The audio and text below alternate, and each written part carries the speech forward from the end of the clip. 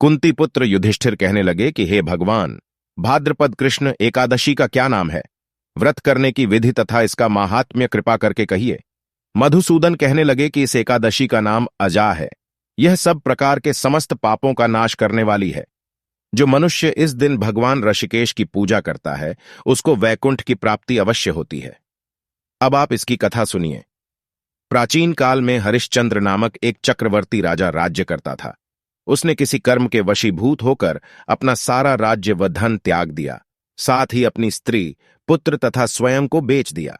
वह राजा चांडाल का दास बनकर सत्य को धारण करता हुआ मृतकों का वस्त्र ग्रहण करता रहा, मगर किसी प्रकार से सत्य से विचलित नहीं हुआ। कई बार राजा चिंता के समुद्र में डूबकर अपने मन में विचार करने लगता कि मैं कहां जाऊं, क्या करूं, जिससे मेरा उद्धार हो। इस प्रकार राजा को कई वर्ष बीत गए। एक दिन राजा इसी चिंता में बैठा हुआ था कि गौतम ऋषि आ गए। राजा ने उन्हें देखकर प्रणाम किया और अपनी सारी दुखभरी कहानी कह सुनाई। यह बात सुनकर गौतम ऋषि कहने लगे कि राजन, तुम्हारे भाग्य से आज से 7 दिन बाद भाद्रपद कृष्ण पक्ष की अजा नाम की एकादशी आएगी। तुम विधिपूर्वक उसका व्रत करो।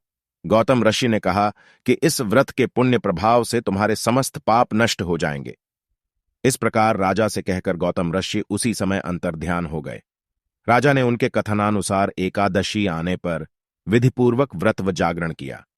उस व्रत के प्रभाव से राजा के समस्त पाप नष्ट हो गए। स्वर्ग से बाजे बजने लगे और पुष्पों की वर्षा होने लगी।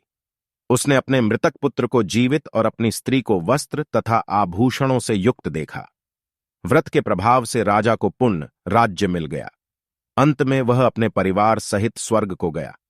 हे राजन, यह सब अजा एकादशी के प्रभाव से ही हुआ।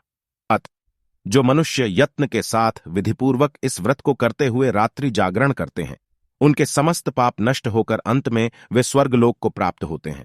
इस एकादशी की कथा के श्रवण मात्र से अश्वमेध यज्ञ का फल प्राप्त होता है।